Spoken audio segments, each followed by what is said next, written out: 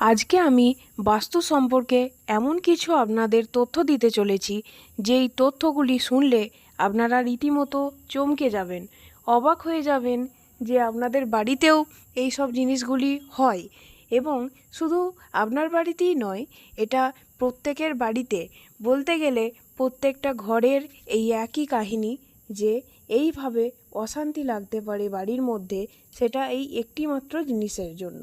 হ্যাঁ বন্ধুরা, তাহলে জেনে নিন আজকে কোন জিনিসটার জন্য আপনাদের সংসারে এতটা অশান্তি বা সমস্ত কিছু। এই ভুল কাজটি আপনিও করছেন না তো? তাহলে তাড়াতাড়ি জেনে নিন। সেটি হলো, আপনাদের বাড়িতে যদি কোনো চেয়ার থাকে, সেই ফাঁকা চেয়ারের মধ্যে অনেকে দেখেছি জামা কাপড় যা হোক করে রেখে দেয়, অগোছালোভাবে রেখে দেয়। এবং জামা কাপড় না থাকুক, অন্যান্য জিনিসও কিন্তু খুবই অগোছালোভাবে থাকে। এটা কিন্তু সংসারের খুবই একটা অমঙ্গলজনক কাজ। তাই বন্ধুরা, এই চেয়ারের উপর অগোছালোভাবে যে কোনো জিনিস থাকলে কি কি নেগেটিভ শক্তি আপনাদের বাড়িতে হতে পারে, আমি সেই সব বিষয় নিয়েই আজকে আলোচনা করতে চলেছি। তাই বন্ধুরা, ভিডিওটা স্কিপ না করে আপনারা প্রথম থেকে শেষ অবধি দেখুন এবং আপনারা সতর্ক হয়ে যান, অপরকেও সতর্ক করান এবং ভিডিওটি অনেকটা শেয়ার করে আপনি সবাইকেই এই তথ্যটি জানানোর চেষ্টা করুন।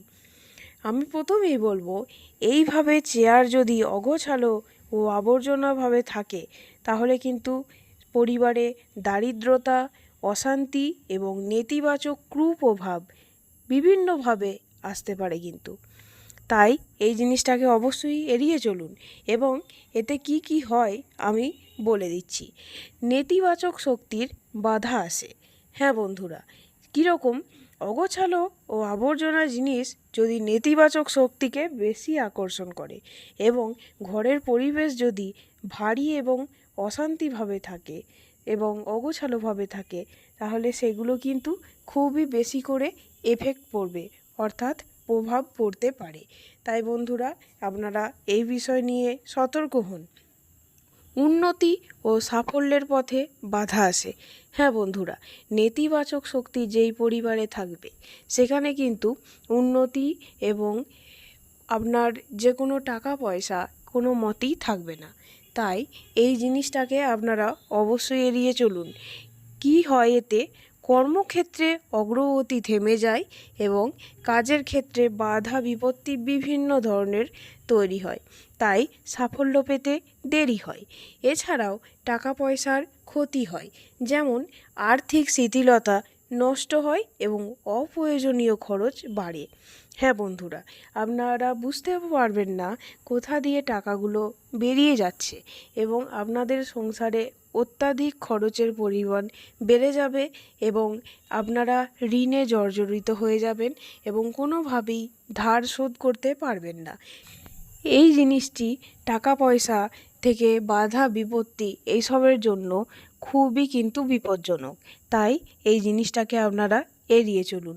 এছাড়াও পরিবারে অশান্তি বাড়ে। হ্যাঁ বন্ধুরা, যেসব পরিবারে দেখবেন ঝগড়া এবং ভুল বোঝাবুঝি, মানসিক চাপ এবং অশান্তি এসব লেগেই আছে, সেখানে আপনারা লক্ষ্য করে দেখবেন এই জিনিসটাই হয়। কি হয়? চেয়ারের উপরে সমস্ত কিছু অগোছালো এই সব জিনিসগুলি থাকে। এটা যে বাস্তুর পক্ষে কত বড় যে নেগেটিভ প্রভাব, সেটা আপনারা ধারণাও করতে পারছেন না। তাই বন্ধুরা, এটা আপনারা অবশ্যই এড়িয়ে চলুন। নিজেরা আজ থেকেই এর ভুল শোধরানোর চেষ্টা করুন এবং যেন কখনোই না হয় সেই জিনিসের দিকে খেয়াল রাখুন।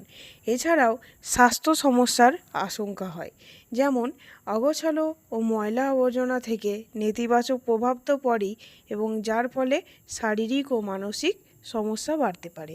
হ্যাঁ বন্ধুরা, একটা মানসিক দিক থেকেও ভালো থাকতে গেলে আমাদের চারিদিকটা যেন ফ্রেশ থাকে, এই রকম আমরা চাই। আমরা যেমন শরীরকে ভালো রাখতে গেলে বিভিন্ন ধরনের তাজা শাকসবজি এসব খেয়ে আমরা বেঁচে থাকি, সেরকম মনকেও ভালো রাখতে গেলে অন্যান্য বাইরের যা কিছুই হোক না কেন, বাড়িটা যেন ভালো থাকে এবং বাড়িটা যেন স্বচ্ছ পরিষ্কার থাকে, আমরা এটাই সবসময় চাইবো। এটা স্বাস্থ্যকেও অনেকটা মেনটেন করে। হ্যাঁ বন্ধুরা, এছাড়াও মানসিক চাপ ও চিন্তা বৃদ্ধি পায়। আপনাদের দেখবেন দিন দিন একটা মানসিক প্রেশার বেড়েই যাচ্ছে এবং এই মানসিক প্রেশার থেকে আপনারা কিছুতেই বেরোতে পারছেন না। এর উপায় আপনারা খুঁজছেন, কিন্তু উপায়ও আপনারা পাচ্ছেন না। বিভিন্ন রকমভাবে আপনারা তাবিজ এসব পড়ছেন বা ডাক্তারের কাছে যাচ্ছেন, সব ঠিক আছে, কিন্তু বাড়ির বাস্তুটা আগে অবশ্যই ঠিক করা উচিত।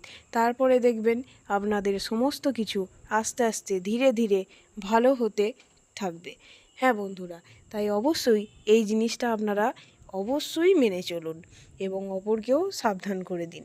এবং এই চেয়ারের উপর অগোছালো সমস্ত জিনিস থাকলে আপনাদের কিন্তু বাচ্চাদের পক্ষেও একটা এফেক্ট পড়ে।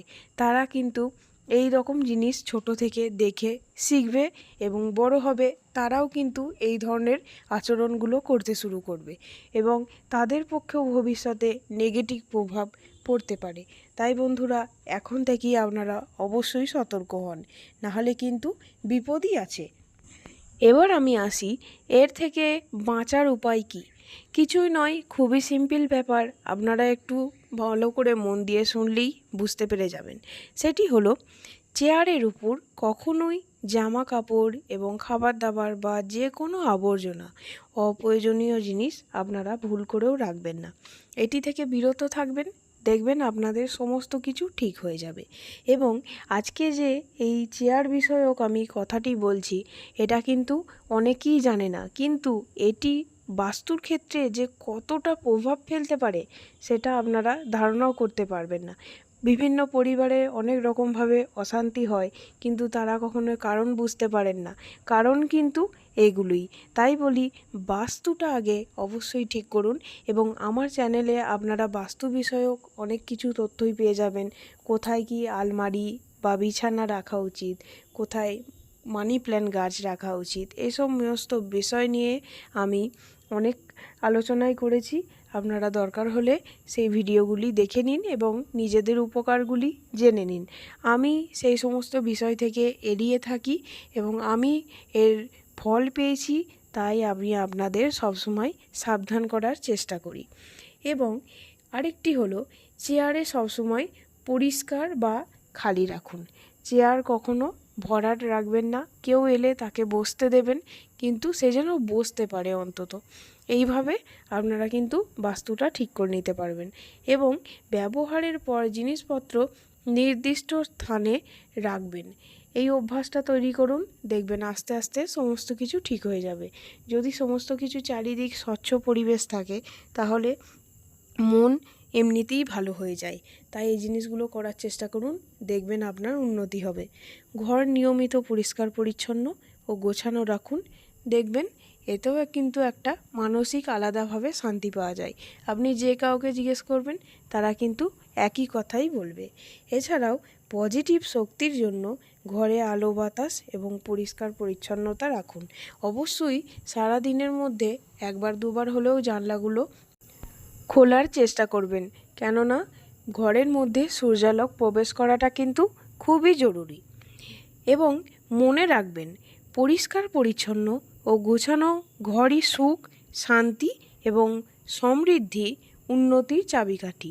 হ্যাঁ বন্ধুরা, এটা কিন্তু অনেক দামি কথা এবং এই জিনিসটা আপনারা পালন করুন, দেখবেন আপনারা নিশ্চয়ই উন্নতি করতেই পারবেন। এবং এরকম নানা তথ্য জানতে আমার চ্যানেলটি সাবস্ক্রাইব করুন এবং আমাদের সঙ্গে জুড়ে থাকুন, যেন আমার প্রথম নোটিফিকেশানটা আপনার কাছে চলে যেতে পারে এবং আপনি আপনার জীবনে উন্নতি করতে পারেন।